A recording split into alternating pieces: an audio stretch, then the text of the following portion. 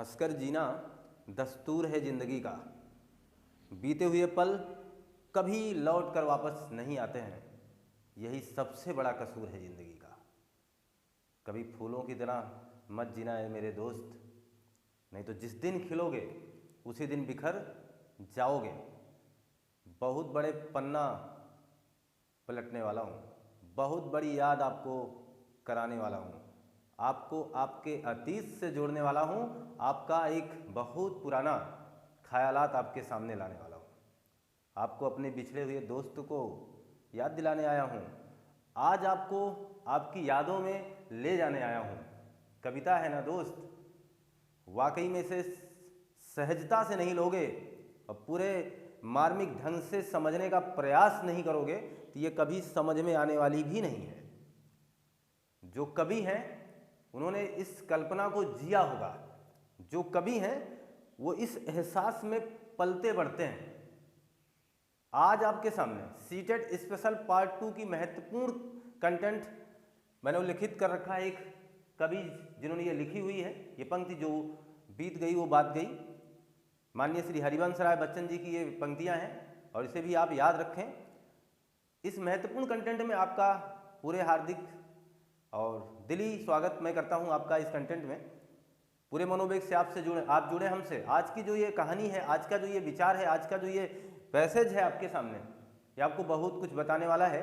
आपको वो कहते नहीं कि कुर्सी की पेटी बांध लीजिए, दिल थाम लीजिए। मेरे कहने का मतलब वक्त रुक जाएगा आज, ये एहसास करोगे आज। और ऐसी पंक्तियों का निचोड़ देने वाला हूँ जहाँ से आप बहुत कुछ सीखेंगे। मोस्ट इंपॉर्टेंट लाइनें लिखी गई हैं, आपकी ज़िंदगी से रिलेटिव हैं, आपके एग्जाम में बहुत बार पूछी गई हैं। हरिवंश राय बच्चन जी की ये पंक्ति आप हमारे साथ सुनने का प्रयास करें और ये इस पंक्ति के माध्यम से इसके बाद इसके बारे में पूछे गए तमाम प्रश्नों पर भी जिक्र होगा। मेरा मानना ये है, मेरा कहना ये है कि आप मनोवेग से जुड़े हैं, आप शिद्दत से जुड़े हैं, आप अपने विचारों को पूरी तरीके से जोड़ने का प्रयास करें, आप उस अतीत में जाने का प्रयास करें, आप गहराई से सुनने का प्रयास करें। एक बात समझना, मैं लाइनें हमेशा भी बोला हूँ, हमेशा भी कहता हूँ कि हकीकत में यादें कभी लौट कर नहीं आती, पुराने दिन आप कभी वापस नहीं ला सकते हैं। आज का जो वर्तमान है आप कल इसे ढूंढोगे, ये आपसे मिलने वाले हैं नहीं। एक दिन हम बूढ़े होकर के यहाँ से पलायन कर जाते हैं और इसे ताम झाम में अपनी ज़िंदगी को बनाए हुए होते हैं। लेकिन हमें वाकई में अगर हम इसे ताम झाम ही मान लें तो हम पढ़ेंगे कहाँ फिर। लेकिन हम ये मान के चलते हैं कि जीवन एक चक्र है जिसके सहारे हमें वर्क करना है। अगर हम सफल हो गए तो इस जमाने में, इस अभिप्राय में, इस समाज में, अपने थोड़ा सा सम्मान का एक टुकड़ा अपने घर वालों को, अपने परिवार वालों तथा खुद को समर्पित कर पाएंगे। इसी खोज में लगे हुए हैं। आइए कविता की ओर ले चलते हैं आपको। जुड़िएगा, बेहतर ढंग से सुनने का प्रयास से करिएगा और अपने ऊपर इसे लागू करिएगा। जो बीत गई सो बात गई। जीवन में एक सितारा था, माना वो बेहद प्यारा था। जो बीत गई सो बात गई, जीवन में एक सितारा था, माना वह बेहद प्यारा था। वह डूब गया तो डूब गया, वह डूब गया तो डूब गया। अंबर के आनंद को देखो, कितने इसके तारे टूटे, कितने इसके प्यारे छूटे। जो छूट गया फिर कहाँ मिला, बोलो तो टूटे तारों पर कब अंबर शोक मनाता है। जो बीत गई सो बात गई। कभी क्या कहना चाहता है? कभी कहना चाहता है कि हे मनुष्य, यानी हमें, हमारे श्रोतागण, हमारे ये स्टूडेंट्स जो हमारे यूट्यूब चैनल पर अभी फिलहाल हमारे इन पंक्तियों को देख पा रहे हैं, समझ पा रहे हैं, इनके सहारे कुछ सीखने का प्रयास कर रहे हैं, मैं उन्हें बताना चाहता हूँ कि हरिवंश राय बच्चन जी ये कह रहे हैं कि जो बात चली गई है उसको सोच करके पछताओ ना। क्योंकि अगर आप उस बात को सोच सोच करके पछता रहे हैं, इसका मतलब आप अपना भविष्य भी खराब कर रहे हैं। आप खुश रहें, मस्त रहें, इनका ये मानना है। लेकिन मैं ये कभी नहीं कहता कि एक ही व्यक्ति का तर्क हर जगह सही होगा। मैं तो यह भी कह सकता हूँ कि क्यों ना याद करें उन्हें जिन्होंने हमें यादें दे दी, क्यों ना उन्हें याद करें जो हमें इतनी याद देकर चले गए हैं। अरे सहेजना तो है ही हमें, और फिर याद नहीं रहेगा तो फिर ज़िंदगी भी तो चली जाएगी। इसका मतलब हम यादों के बड़े मायने रखते हैं, अभिप्राय रखते हैं, हम सब अभिप्राय रखते हैं, लेकिन इस कविता के माध्यम से क्या कवि बताना चाह रहा, मैं इस बात पर चर्चा कर रहा हूँ। जो बीत गई सो बात गई, जीवन में एक सितारा था, माना वह बेहद प्यारा था। कभी कह रहा मैं मान रहा हूं कि वो बहुत ही प्यारा था, आपका सबसे अच्छा सितारा था, यानी आप उसे बहुत प्रेम करते थे। वह डूब गया तो डूब गया, अंबर के आनंद को देखो, जरा अंबर को तो देखो, उसके आनंद यानी उसके चेहरे पर कभी सिकन नहीं आती होगी। उसके भी तो प्रिय अपने बहुत ही खूबसूरत तारे टूट करके गिर जाते हैं, कब वो शोक मनाता है, फिर कल उतने ही हसीन तरीके से आपके सामने पुनः खिला हुआ नजर आता है। ये कभी कहना चाह रहा, तुलना कर रहा है उस आपके आनंद से, यानी उस अंबर से तुलना आपकी की जा रही है कि या आप किस बात के लिए दुखी हो। अंबर में जरा देखो ध्यान से, वहां के तो उसके चाहने वाले प्यारे प्यारे तारे टूट जाते हैं, कब वो शोक मनाता है इस पर। जाने दो, जो बात गई सो बात गई। देखना जरा, उन्होंने आगे भी कहा जो छूट गया फिर कहाँ मिला। सच में जो छूट गया वो कहाँ मिलेगा फिर, यही तो है ये जीवन का चक्र। ये पूरे जीवन के चक्र को आपसे जोड़ रहे हैं, कहना चाह रहे हैं कि जो छूट गया फिर कहाँ मिला, और उस पर शोक क्यों मना रहे हो आप। आगे बढ़ें आप, आगे देखिए, जो बीत गई, सॉरी ये तो प्रश्न है, यहाँ से देखिएगा, जीवन में वह था एक कुसुम, कुसुम का मतलब फूल। इतनी अच्छी लाइनें हैं, भाव विभोर कर जाएंगी। आप अपने प्रेमी या प्रेमिका संबंधी युक्ति अगर बना लेते हैं तो बड़ा अच्छा अनुभव आप इसे करेंगे। जीवन में वह था एक कुसुम, बेवफाई समझ लो आप। जीवन में वह था एक कुसुम, यानी वह मेरे लिए एक फूल के समान था। थे उस पर नित्य न्यौछावर तुम, उस पर तुम हमेशा फिदा रहते थे, सब कुछ देने को तैयार थे। आपने कहा मैं तुम्हें जिंदगी दे दूंगा, आपने कहा तू जान मांग के देख तो मैं तुझे जान भी दे दूंगा। तो नित्य आप न्यौछावर थे उस कुसुम पर जो आपका था कभी, जिसे आप बहुत प्रेम करते थे। यह पंक्ति इस तरीके की भावनाओं को समर्पित है हरिवंश राय बच्चन जी की। वह सूख गया तो सूख गया, वह सूख गया तो सूख गया, क्यों चिंता कर रहे हो। मधुबन की छाती को देखो, मधुबन का मतलब जानते हैं क्या होता है, फुलवारी। मधुबन की छाती को देखो, यानी उस फुलवारी की छाती को देखो। सूखी कितनी इसकी कलियां, पता नहीं कितनी कली सूख जाती हैं। मुरझाई कितनी इसकी वल्लरियां, पता नहीं कितनी लताएं इसकी मुरझा जाती हैं। पंक्तियों से निचोड़ लेना मेरे दोस्त, कभी आओगे एग्जाम में तो सामना होगा ऐसे ऐसे शब्दावलियों से कि आप छोड़ करके चले आओगे। वल्लरियां का मतलब क्या बताया हमने, लता, याद रखा जाए।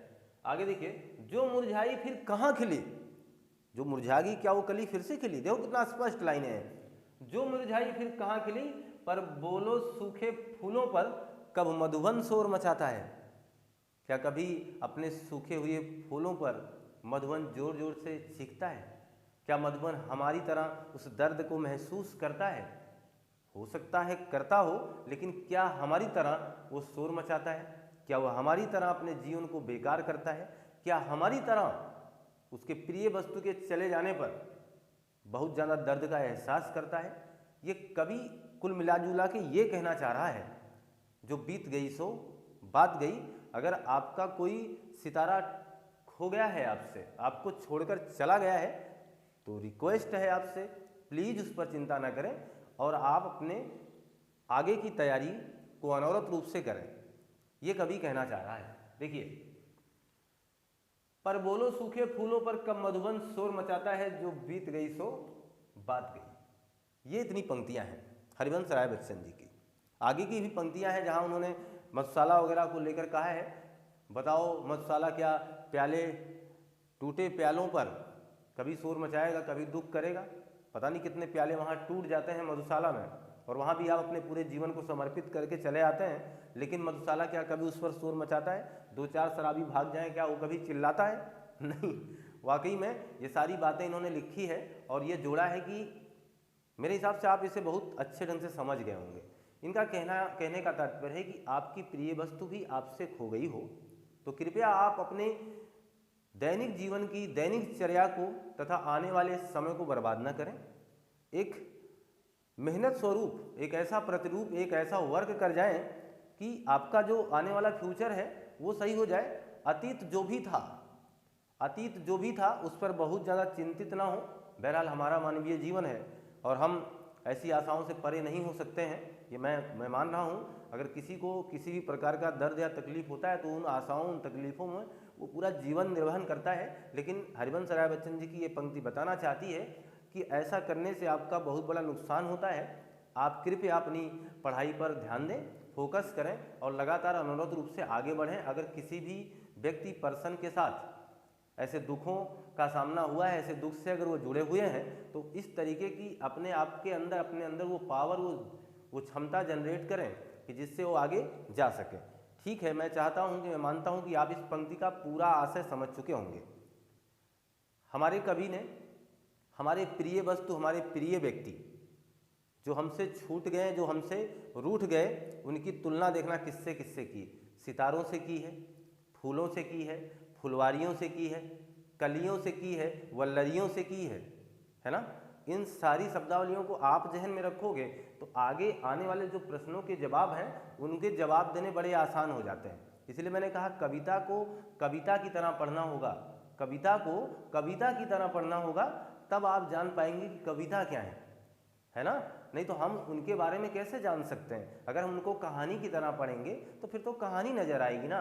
कविता का मतलब होता है उनको पढ़ने के लिए आपको उनके हृदय तल में उतरना होगा। तो हम लोग उतर चुके हैं। जो बीत गई सो बात गई से तात्पर्य क्या है, मैं तो इस विकल्प को देखना ही नहीं चाहता हूं।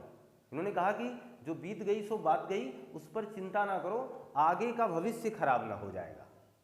इनका यही तो तात्पर्य था। तो वर्तमान अतीत के दुखों को याद कर वर्तमान बिगाड़ना नहीं चाहिए, ये विकल्प इस पर सही लगा दिया जाएगा।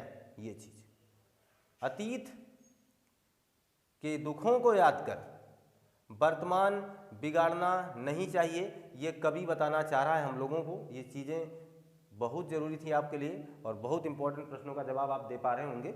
चलिए दूसरा प्रयास आप खुद करें, फिर मैं इस पर टिक करता हूँ। अंबर के पास शोक का कारण क्या है?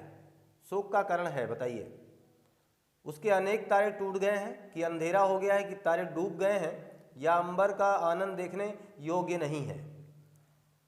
तो अंबर के पास दुख का एक ही कारण है कि उसके तारे टूट गए हैं। जो मेरे साथ रोज निकलते थे रातों में, ध्यान देना, जो मेरे साथ रोज निकलते थे रातों में, अचानक उसमें से कोई गायब हो गया। तो अंबर के पास तो दुख तो यही होगा ना, तारों के टूट जाने का। तो विकल्प नंबर पहला यहां सही हो जाएगा। मधुबन शोर क्यों नहीं मचाता, बताना। मधुबन शोर क्यों नहीं मचाता है? कलियां सूखने के कारण उसकी कली सूख गई है, इस वजह शोर नहीं मचा रहा है। मन ही मन वो बहुत दुखी है, इसलिए ऐसा नहीं कर रहा है। नए फूलों का स्वागत कर रहा है, या जो हो गया चुपचाप स्वीकार करता है। कभी यही कहना चाहता है कि जो हो गया है उसका चुपचाप क्या करिए, उसे स्वीकार कर लीजिए। जो भी घटना हो गई है, जो भी चीज़ें हो गई हैं, उसे आप स्वीकार करें, क्योंकि जो बात बीत गई है वो फिर आती नहीं है। ये लीजिए, सितारे फूल किसके प्रतीक हैं? अभी तो आपसे मैंने कहा कि सितारे फूल किसी प्रिय व्यक्ति के बिछड़ गए हैं, जो उनका प्रतीक यहाँ बताया गया। अतीत के मिले सुखों का, सुखद परिस्थितियों का, प्राकृतिक तत्वों का। यह वैकल्पिक व्यवस्था आपको अपनी तरफ बहुत आकर्षित कर रही होगी, लेकिन जिस कविता के माध्यम से हमें जानकारी मिल रही है, वहाँ कवि ने यही बात बोला है कि आपकी किसी प्रिय व्यक्ति को आपने छोड़ दिया है और उसके दुख में आप परेशान हैं। इसलिए आपको शांत कराने के लिए, आपके मन को एक निश्चित दिशा दिखाने के लिए, एकाग्रचित करने के लिए कवि ने आपके लिए इसी मनुष्य की तुलना सितारों से भी कर दी, इसी मनुष्य की तुलना फूलों से भी कर दी। और वही प्रश्न फिर बाद में इस वैकल्पिक व्यवस्था के तहत आपसे पूछ लिया गया है। हमने आपसे कहा कुछ प्रश्न यहाँ से इस तरीके से भी पूछ लिए जाते हैं, जैसे मधुबन से तात्पर्य क्या है? तो आप कहेंगे सर मधुबन से तात्पर्य हमारा फुलवारी से है। कलियां आप जान ही रहे हैं। बल्लरियों से क्या मतलब है? आप कहिए सर बल्लरियों का मतलब होता है लता। ठीक है, तो ये जो स्टार शब्दावलियां होती हैं, इनसे भी प्रश्न एग्जामिनर आपके एग्जाम में आपसे मुखातिब हो ही जाता है, अतएव हमें इन शब्दों की शब्दावलियों को भी विशेष रूप से ध्यान देने की आवश्यकता पड़ती है। शायद इसमें ऐसा कोई और शब्द नहीं है जिसके बारे में आप जान नहीं रहे हैं। अंबर जान रहे हैं, आनंद का मतलब मुख होता है, जान ही रहे हैं, और ये सारी बातें हो गई। ये हमने कहा समानार्थी शब्द ढूंढ के दिखाइए जरा इसमें से। इस पैसेज में क्या आपको कहीं समानार्थी शब्द मिले हैं, यानी दो शब्द ऐसे हों जिनके अर्थ वही हों? हमें तो मिल चुकी है और आपने पता नहीं ध्यान दिया है कि नहीं दिया। आप देखो जरा, यहाँ कोई ऐसा शब्द है जिसमें दो शब्द एक जैसे हों? अंबर आनंद का अलग अलग अर्थ है, और फिर यहाँ भी तो शायद अंबर शोक है, नहीं है। यहाँ देखिए सूखना है, और यहीं कहीं था मुरझाना। देखिए ये सूखना और ये मुरझाना है ना भाई, मुरझा जाने का मतलब सूख जाना है ना। तो ये अगर एग्जामिनर कभी ऐसा पूछे कि समानार्थी शब्द बताना जरा इस पंक्ति में कौन आए हुए हैं, तो समानार्थी शब्द आपके सामने अब मैंने उल्लिखित कर दिया है। एक है सूखना और दूसरा था आपका मुरझाना। तो आप ये जान चुके होंगे सूखना और मुरझाना, जो मैंने अभी अभी आपके सामने इंगित किया। तो जो पैसेज आप पढ़ रहे हैं अब आपको बड़ा सहज लग रहा होगा। एक बार ये बहुत कठिन लगते हैं कि अरे इसमें से कैसे उत्तर निकालें, और अक्सर आप देख लो, आप इसे, कुछ लोग इसे बहुत सहज भी मान लेते हैं, लेकिन जब वो एग्जाम में जाते हैं उनसे गलतियां होती इस बारे में, बहुतायत मात्रा में गलतियां होती। लेकिन आपसे गलती होने के चांस मेरे हिसाब से अब नहीं होना चाहिए। आप बेहतर ढंग से समझने वाले स्टूडेंट्स हैं, बहुत ही अच्छे ढंग से आप समझने का प्रयास कर रहे हैं, और एक आप बेहतर तैयारी को आगाज भी अंजाम तक पहुंचाने के लिए प्रयासरत हैं। आप इसका स्क्रीनशॉट ले लीजिए, कि मान के चलें कि आपने स्क्रीनशॉट लिया होगा जहाँ महत्वपूर्ण कंटेंट ये चल रहा है। मैं आपको देखिए बार बार इस बात से अवगत कराता रहता हूँ, बार बार ये बात करता रहता हूँ कि आप बेहतर ढंग से जुड़ने का प्रयास किया करें। हमेशा किसी भी टॉपिक को हल्के में नहीं लेना चाहिए, हमेशा हर टॉपिक को मजबूती के साथ हमें पढ़ना चाहिए, बहुत ही एकाग्रचित होकर के हमें उस बात को देखना चाहिए, जानना चाहिए वाकई में है क्या। हमारी जो कोरी कल्पना होती है कि ये तो केवल सीटेट के लिए है, ऐसा क्यों मान लेते हो? सीटेट में हिंदी वही हमारी भाषा, वही हमारी भाषा फिर टेट में, वही हमारी भाषा फिर सुपर टेट में, वही हमारी भाषा फिर पेट में। तो हिंदी क्या अलग हो जाएगी क्या? नहीं, बस थोड़े से सिलेबस की बात होते हैं, वो लिखे जाते हैं कि चलो यहाँ से पद्यांश पूछे जाएंगे, गद्यांश भी पूछे जाएंगे, तो जानकारी तो होनी चाहिए। मान लो आप यूपी टेट की बहुत अच्छे ढंग से क्लियर करके बैठे हुए हैं, 120 125 का आंकड़ा आप प्राप्त कर चुके हैं, और आराम से घर पे सहजता से पूरे अंदर गर्व महसूस करते हुए बैठे हुए हैं। हो सकता है सुपर टेट का एग्जाम हो और वहाँ ये काव्यांश रख दिए जाए, ये गद्यांश रख दिए जाए, तो क्या आप झगड़ा कर सकते हैं क्या? उन्होंने हिंदी कहा है, ये कतई नहीं कहा कि मैं इस पूछने के हकदार नहीं हूँ। मैं सामान्य हिंदी में क्या ये चीज़ है? नहीं है। तो इसलिए ज़रूरी है कि आप जानें। आप अगर पेट के स्टूडेंट हैं, यानी पेट की तैयारी कर रहे हैं, आगामी एग्जाम पेट में शामिल होने वाले हैं, तो आपके लिए बहुत बड़ा ये तथ्य, बहुत बड़ा अवलोकन, ये आपके लिए बहुत बड़ा काम करने वाला है। तो आइए मैं जोड़ता हूँ आपको फिर एक नए पैसेज से।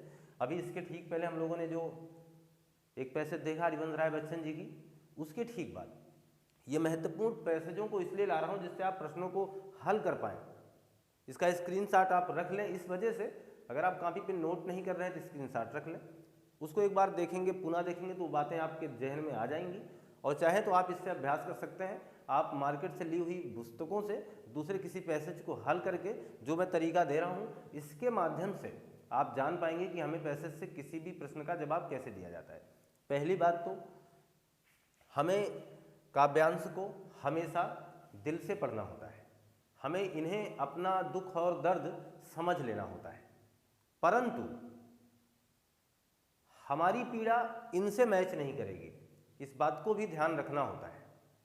कवि ने हमारे लिए सितारे और फूल का इस्तेमाल किया है, तो हम ये ना करें कि हम नहीं, हमारे लिए तो हम तो फिर गांव की झाड़ी, यहाँ की फुलवारी, वहाँ का बगीचा ये इस्तेमाल करने वाले हैं।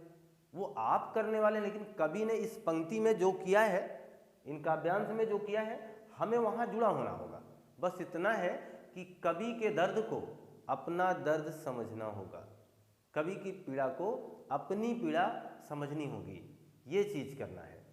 तो बहुत टाइम इसमें लास्ट ना करें, हम लोग सीधा आते हैं अपने टॉपिक पर, अपने मुद्दे पर। ले चल नाबिक मझधार मुझे, दे दे बस अब पतवार मुझे, लाइन देखना, ले चल नाबिक, नाबिक से आग्रह है, मझधार मुझे, यानी मझधार का मतलब समझ रहे ना, बीचों बीच। इन लहरों को टकराने पर आता है रह रह कर प्यार मुझे, इन लहरों के टकराने पर आता है रह रह कर प्यार मुझे।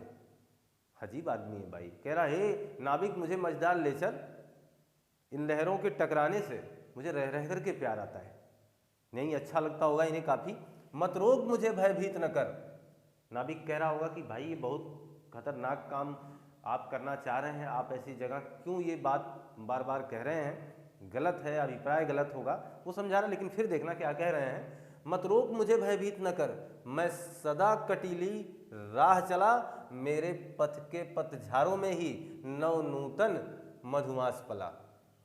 मेरे पथ के पतझारों में, ये सारी बातें वाकई में मेरे पथ के पतझारों में ही नया नूतन, यानी नव नूतन, यानी दोनों का अर्थ नवीन ही है। मधुमास का मतलब होता है बसंत, है ना, नया मतलब बसंत खिला हुआ है मेरे पथ के, यानी इसी कठिन परिश्रम करने से ही मेरे आगे ये प्रतिफल सामने है। उनके कहने का मतलब था, मत रोक मुझे भयभीत न कर, मैं सदा कटीली राह चला, मैं हमेशा कठिन रास्तों पे चलने वाला व्यक्ति हूँ, हमेशा कठिन रास्तों पे ही चलता हूँ। मेरे ही मधुमास में, यानी मेरे ही नवनूतन क्रियाकलापों से मेरे ही मधुमास खिले, यानी नए क्या मिले हैं, बसंत ऋतु आए हैं। आगे देखें, दोनों ही ओर निमंत्रण है, इस पार मुझे उस पार मुझे, दोनों ही ओर निमंत्रण है, इस पार मुझे, यानी ये जो मेरा मधुमास वाला हिस्सा है, मेरे पथ के पतझारों में ही नव नूतन मधुमास पला, यानी मेरे ही पथ में ये बसंत ऋतु पला है। इनके कहने का मतलब ये मेरे ही क्रियाकलापों में इनको पढ़ना है। ये प्रेम भरा जीवन जहाँ एक तरफ, यानी भाई बसंत ऋतु का एक अलग आनंद उठाइए, या तो फिर नदी के बीच मझधारे में जाकर के अपनी ज़िंदगी को कठिनाई में डालिए। दोनों बातें कभी कह रहा है, ये तो मेरे पथ में है यार, ये तो मेरे पतझारों में है बसंत ऋतु वगैरह, यानी वो आनंद वो मेरे पतझारों में है, मुझे उससे बहुत लेना होना नहीं है। अब ये क्या कह रहे हैं, दोनों ही ओर निमंत्रण है, इस पार मुझे उस पार मुझे, यानी इस पार और उस पार मुझे। रंगीन विजय सी लगती है संघर्षों में हर हार मुझे, अगर मैं हार भी गया तो मेरी विजय रंगीन मुझे लगती है, क्योंकि मैं संघर्ष करके हारा हूँ, मैं लड़ते लड़ते हारा हूँ, मैं हारा नहीं हूँ, मैं लड़ते लड़ते हारा हूँ। तो इसीलिए वो कह रहे हैं कि रंगीन विजय सी लगती है संघर्षों में हार मुझे, यानी मुझे ले चलो, डराओ ना, मैं हार भी जाऊँ तो रंगीन विजय सी लगेगी मुझे यह हार। मैं हूँ अपने मन का राजा, इस पार रहूँ उस पार चलूँ, मैं मस्त खिलाड़ी हूँ ऐसा, जी चाहे जीतूँ हार चलूँ। मैं मस्त खिलाड़ी हूँ, कह रहे हैं कि मैं हूँ अपने मन का राजा, इस पार रहूँ या उस पार चलूँ, मैं मस्त खिलाड़ी हूँ ऐसा। यहाँ तो अर्थ अपने आप निकल रहा है, मैं मस्त खिलाड़ी हूँ ऐसा, जी चाहे जीतूँ और जी चाहे तो हार चलूँ। मुझे हारना जीतने से कोई मतलब नहीं, मुझे संघर्ष करने से मतलब है। ये पंक्ति क्या कह रही है यार, मैं हार जाऊं या मैं जीत जाऊं, कभी यही कहना चाह रहे हैं कि मैं हारूं जीतूं इससे मुझे कोई लेना देना नहीं, मैं मस्त खिलाड़ी हूं, चाहे जीतूं चाहे हार चलूं, लेकिन मैं मन का राजा हूं, संघर्ष करने वाला हूं, मैं संघर्ष करूंगा, संघर्षों में मुझे हार भी विजय जैसी नजर आएगी। ये पंक्ति ये बोल रहे हैं। मेरी पतवारों पर साथी लहरों की घात नहीं चलती, मेरे पतवारों पर साथी, पतवार समझ रहे हैं ना, पतवार वो जिससे नाव चलाई जाती है। मेरे पतवारों पर साथी लहरों की घात नहीं चलती, यानी लहरें जो इधर से आ गई उधर से आ गई, ऐसा मैं चलाता ही नहीं हूँ, मेरे पतवार मेरे अलग चलेंगे। मेरे पतवारों पर साथी मेरे लहरों के घात नहीं चलते, मेरी तो आदत ही ऐसी संघर्ष बीच हर बार चलूँ, मेरी तो आदत ही ऐसी संघर्ष बीच हर बार चलूँ, यानी कुल मिला जुला के कभी संघर्ष करना चाहता है। मज़ा आ गया ना। देखो मैं जैसा मैंने निकाला है ऐसे ही आप निकाल लो, काम हो गया। कुल मिला जुला के कभी संघर्ष करना चाहता है, मझधारों में भी वो जाना चाहता है, हार जाएगा फिर भी अपनी विजय को रंगीन समझेगा। क्यों? क्योंकि संघर्ष करके हारा है, वह अपने मन का राजा है, वह एक मस्त खिलाड़ी है, अपने आप को मस्त खिलाड़ी बता रहा है और कह रहा मैं हारूं या जीतूं मुझे कोई मतलब नहीं है, लेकिन मैं संघर्ष के बीच में ही रहने वाला हूं। यानी उनके कहने का मतलब है हम सफल हों न हों ये अलग बात है, और मेहनत ही ना करें, ये गलत बात है। यानी हमें मेहनत करना पड़ेगा, हमें लग करके अपने कार्यदायित्व का निर्वहन करना ही पड़ेगा। ये कंटेंट वाकई में बहुत ही महत्वपूर्ण है, यूजफुल है आपके लिए। आप इसे लगन से देख रहे हैं, बाकी बातें मुझे लग रहा है कि आप समझ चुके हैं। प्रश्न आपके स्क्रीन पर है, राही नाविक से क्या आग्रह करता है? राही, ये जो राही थे यानी हमारे जो कवि हैं, ये राही बनकर के आपके सामने आए हैं, एक नाविक से क्या आग्रह कर रहे हैं? आग्रह इन्होंने यही किया था शुरू से ही, ले चल नाविक मझधार मुझे, दे दे बस अब पतवार मुझे। कहा उन्होंने कि ले चल मुझे, कहाँ? मझधार में, और ये पतवार मुझे दे दे कि नाव मैं चलाऊंगा। यही तो आग्रह किया था ना उन्होंने नाविक से। तो ढूंढ लो उस विकल्प को, उसे मझधार ले जाए, पतवार थमा दे, लहरों में टकराने के लिए छोड़ दे, बेबस सा मन मानकर चलने दे, मन का राजा बना रहने दे। विकल्प तो सारे आकर्षित करते हैं, मन का राजा भी यहाँ मिला है। तो जो कभी नहीं देख कर जाते हैं, जो कभी इन क्रियाकलापों को करते नहीं, जो ये मान के चलते हैं अरे यार पैसेज तो पढ़ लेंगे, वहीं पढ़ेंगे वहीं उत्तर दे देंगे, बहुत आसान, 2 ही पैसे जाते हैं, देखेंगे बता देंगे, ऐसी कोरी कल्पना सजाने वाले वो मन के राजा वगैरह टिक करके चले आएंगे, क्योंकि वो अपने मन के राजा हैं तो उन्हें मन का राजा ज़्यादा बेहतर लगेगा। आप इन्हें देख रहे हैं, अब देखना जरा, जो चीज़ सही है वही टिक लगाना। मैंने कहा कि आप इस कविता में खुद चले जाएं, परंतु खुद को एक्टर ना माने। एक्टर वही कवि है, वो जो किया है वही है, बस आप उस कवि के स्थान पर खुद को रखें, एहसास करें, उस चीज़ों को समझें। तो मैं मान लो कवि, मैंने नाविक से कहा ले चल मुझे मझधार मुझे, दे दे मुझे पतवार, तो मैंने उससे मझधार में जाने का आग्रह किया और वो पतवार उससे लेने का आग्रह किया। अतः विकल्प नंबर पहला इसमें सही कर दिया जाएगा। रंगीन विजय सी लगती है संघर्षों में हार मुझे, से कवि का क्या आशय है? रंगीन विजय सी लग रही है, हार भी नहीं, तो इसमें कवि का क्या आशय, क्या कवि क्या कहना चाह रहा है आपसे? तो आप यहाँ देख पाएंगे कि रंगीन विजय सी लगती है संघर्षों में हार मुझे से आशय, कवि का क्या पता चलता है? कवि को लड़ने में मजा आता है, वह विजय को रंगीन मानता है, भाई मानता है वो, कवि को लड़ने में मजा आता है, विजय को रंगीन भी मानता है, लेकिन संघर्ष करते हुए हार भी जाए तो जीत जैसा मजा आता है, ये चीज ध्यान है। रंगीन विजय सी लगती है संघर्षों में हार मुझे, उनके कहने का मतलब था अगर मैं हार भी जाऊंगा तो वह मुझे अच्छी लगेगी, क्योंकि मैं उसे संघर्ष करते हुए हारा हूं। अतः विकल्प नंबर इसमें तीसरा आपका सही कर दिया जाएगा। यानी हम लोग 2 प्रश्नों के यथार्थ जवाब दे पाए होंगे, और मुझे लगता है कि आप ये बहुत ही बेहतर ढंग से समझ भी रहे हैं। ये हो गया। तीसरा प्रश्न आपकी स्क्रीन पर विपल्लो ये चीज देखिए, का सागर भी कवि को पराजित नहीं कर पाता, क्यों? वो कभी पराजित नहीं हो पा रहा है, क्यों? वह सदैव संघर्ष करता है, उसे बंधन स्वीकार नहीं, उसे लहरों से टकराने पर प्यार आता है, वह मन का राजा है। पराजित नहीं कर पाता क्यों? क्योंकि वह सदैव संघर्ष करता है। पूरी कहानी संघर्ष पर निर्भर थी, ये पूरी कविता संघर्ष की बात कर रही है, क्योंकि वह सदैव संघर्ष करता है, इसीलिए विप्लव का अर्थ होता है उत्पात, यानी खतरनाक सागर भी इस कवि को हरा नहीं पाता, इस राही को हरा नहीं पाता है, क्योंकि वह सदैव संघर्ष करने वाला दृष्टिकोण का या सदैव संघर्ष करने वाले विचार का व्यक्ति है, धनी है। आगे देखें, आपने तीनों प्रश्नों का वाकई में सही जवाब दे रखा है। सागर का पर्यायवाची पूछा है, सागर का इसी पैसेज से ही पूछेगा, बाहर से नहीं पूछेगा। सागर का पर्यायवाची है, तो इसमें देखना जरा, वाकई में सागर मिला है हमें, तो उसने 4 विकल्प तैयार कर दिया है। मधुमास का मतलब क्या होता है, अभी हमने बताया आपको, बसंत ऋतु कर लीजिए इसे, बसंत ऋतु, ये हो गया मधुमास।